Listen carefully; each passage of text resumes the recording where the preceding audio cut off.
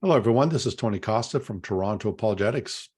Want to welcome you along on this episode. Glad you could join us. We'd like to encourage you, first of all, to subscribe to the channel. Toronto Apologetics is absolutely free. Subscription is absolutely free.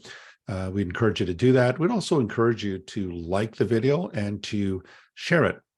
We want to get this information out to as many people as we can. In this episode, I want to talk about the Roman Catholic claim that the papacy, or the view that the Pope is the leader of the church and that he is the successor of the Apostle Peter, this view, they claim, was universally accepted since the earliest days of the church, and that the early church recognized the supremacy of the Bishop of Rome, or the Pope, and that this was acknowledged by the church universal. That is to say, the whole church in the world recognized the supremacy of the Pope, and that the papacy was something that was held by ancient Christians. Now, it's interesting that Cardinal John Henry Newman once made the claim that to dig deep into history is to become Catholic. And it's quite interesting that in this particular case, to dig deep into history is actually to not be Catholic, or Roman Catholic, to be more precise.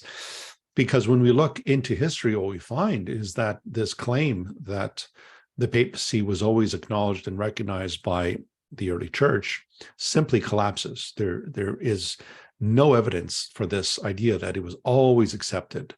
And this is something we often hear from our Roman Catholic friends. Our Roman Catholic apologists will claim that this has always been the view of the universal church. It has been accepted since antiquity, and so forth and so on. The evidence begs to differ in this particular case.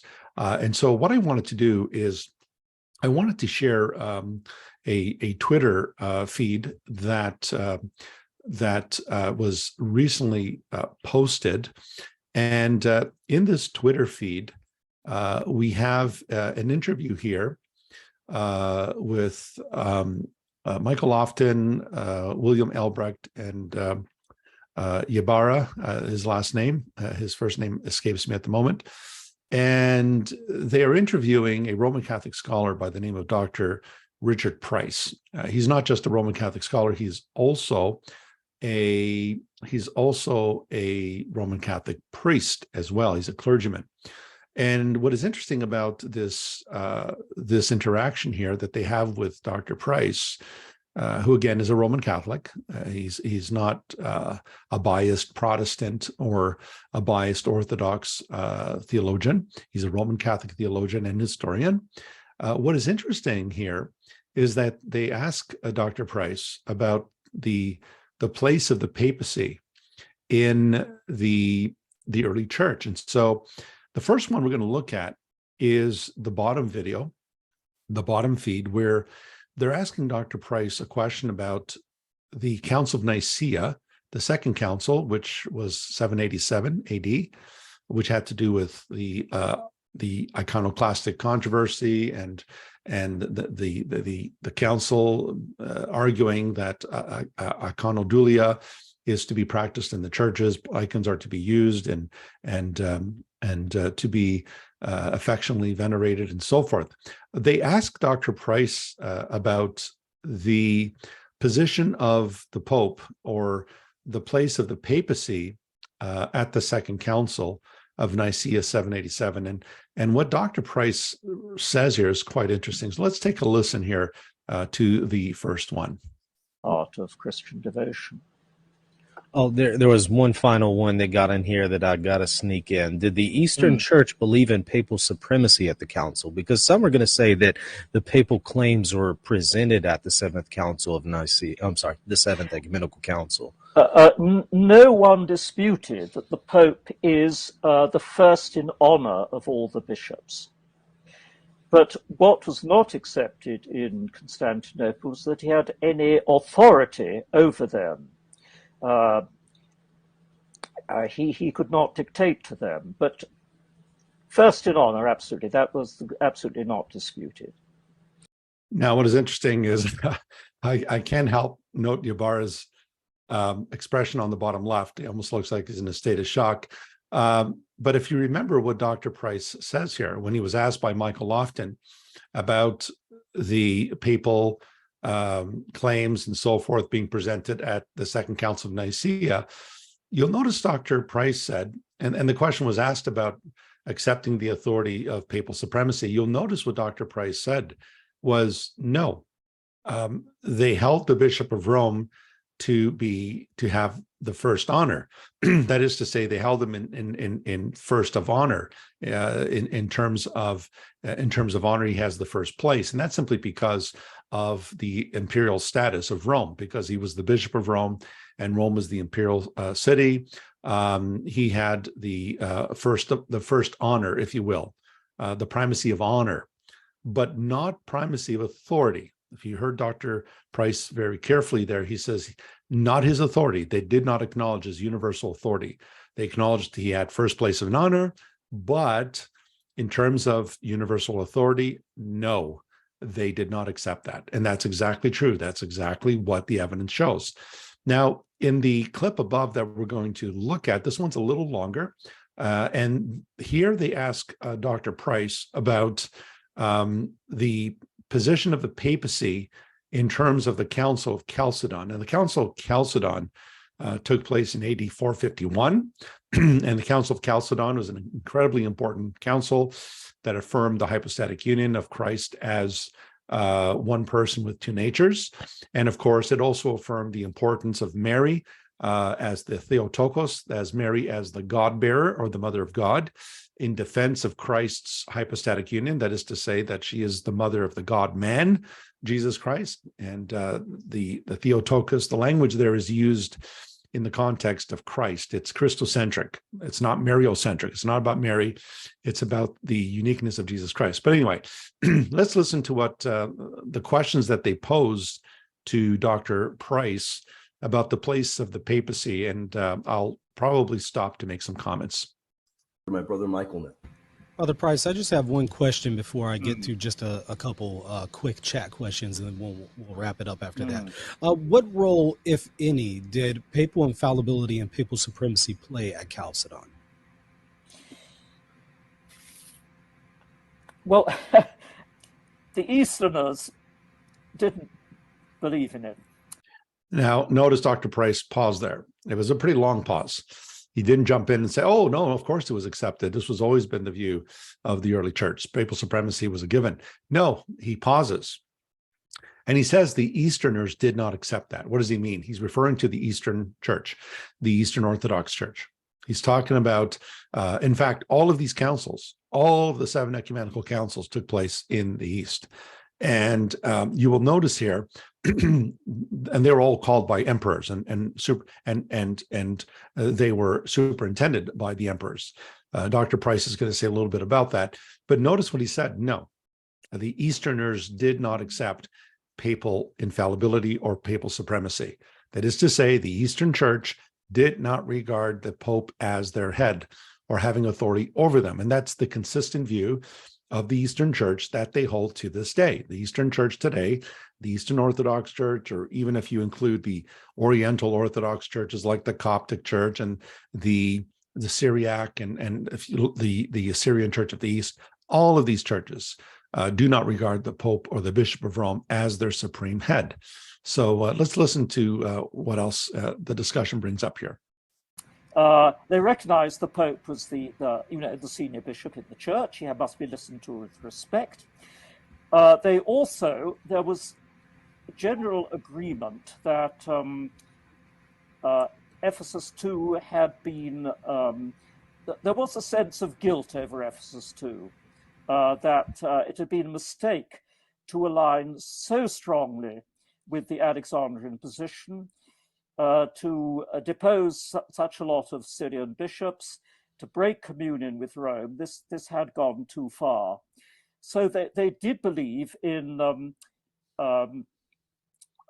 wherever possible, acting in have good relations with Rome and cooperating with Rome.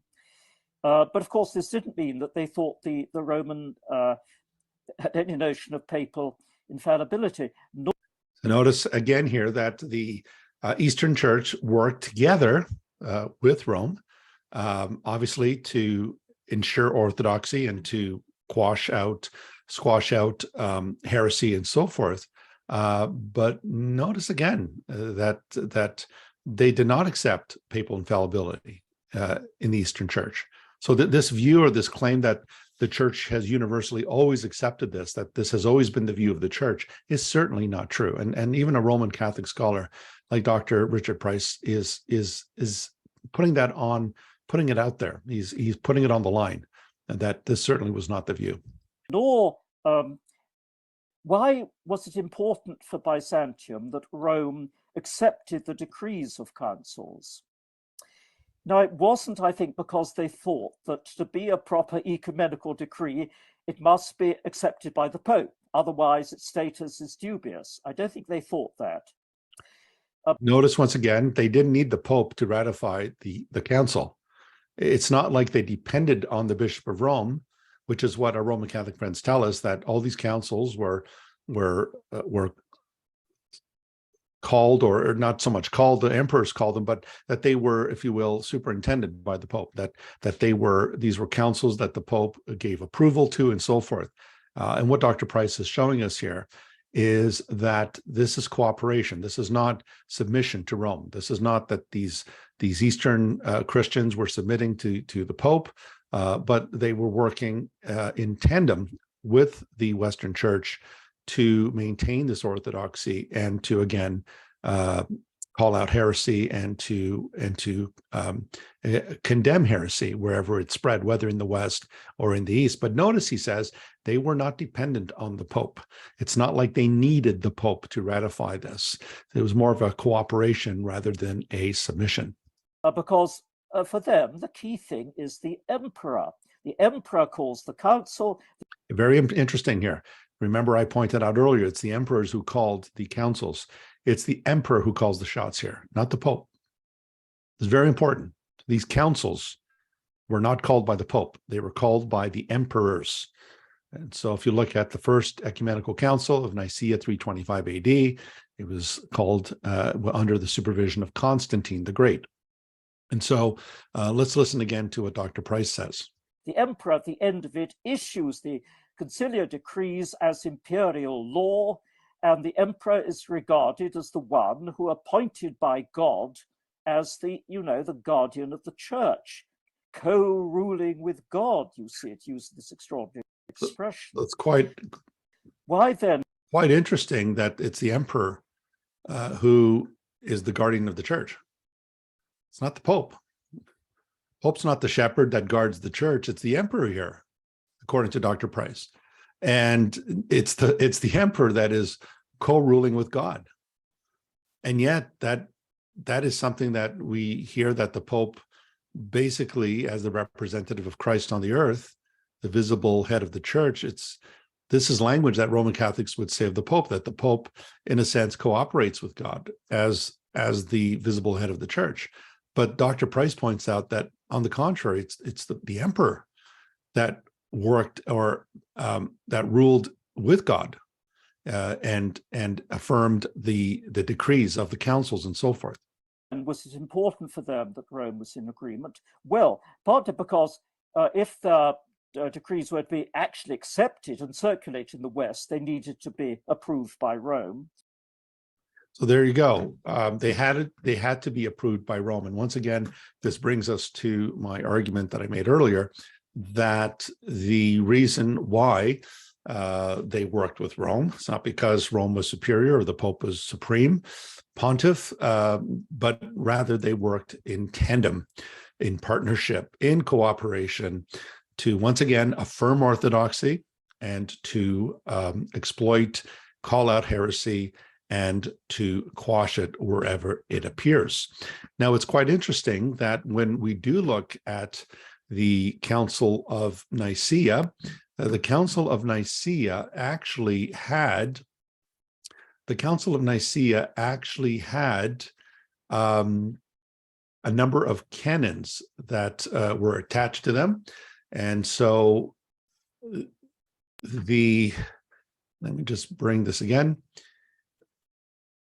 Just give me a moment here. My screen just froze there a bit. Just give me a moment, folks. Let me bring up that screen again. When we look at the Council of Nicaea, there were a number of canons that were attached to the council. So you could access these canons very easily. You can check them online. Just look for the Council of Nicaea and the canons. And at the Council of Nicaea, which was held in AD 325, the famous Council of Nicaea, where Constantine the Great, the emperor, sat over the council. Canon 6 in particular is quite interesting. Canon 6 of the Council of Nicaea says, "Let the ancient customs in Egypt, Libya, and Pentapolis prevail, that the Bishop of Alexandria have jurisdiction in all these, since the like is customary for the Bishop of Rome also. Likewise in Antioch and the other provinces, let the churches retain their privileges."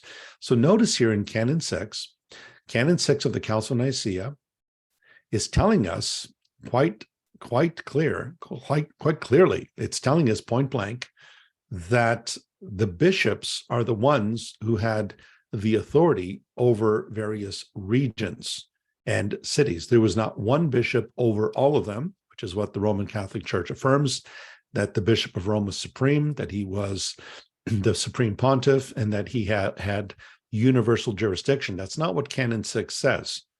What it tells us here is that some bishops were known as metropolitan bishops. What that basically means is that certain bishops would be in charge of a given city and a number of towns surrounding the city. They're called metropolitan.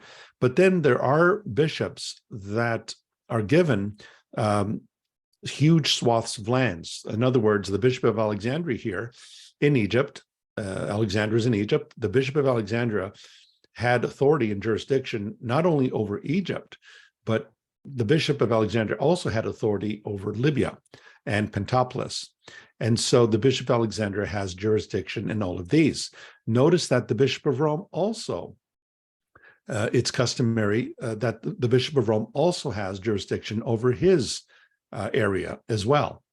And then it mentions as well Antioch, the Bishop of Antioch and the other provinces, let the churches retain their privileges. Notice it doesn't say let the church retain its privilege under the Supreme Pontiff over the Pope. Rather, it says let the churches retain their privileges. And so in this case, these early churches that are referred to in the Canon 6 of Council of Nicaea, these churches had their bishops that ruled over them. In other words, there was a college of bishops. There wasn't this one bishop on the top who was the supreme leader, and then all the other bishops simply submitted to the bishop at the top, as the Roman Catholic Church would have us believe, with the Bishop of Rome. But rather, what we find in the Canon 6 of the Council of Nicaea is that the bishops had jurisdictional authority over certain places. And so the Bishop of Alexandria, once again, he had authority over Egypt, over Libya, over Pentapolis. The Bishop of Rome had his jurisdiction over his city of Rome and other environs. And also the Bishop of Antioch and the other provinces, they had the bishops in charge of those jurisdictions.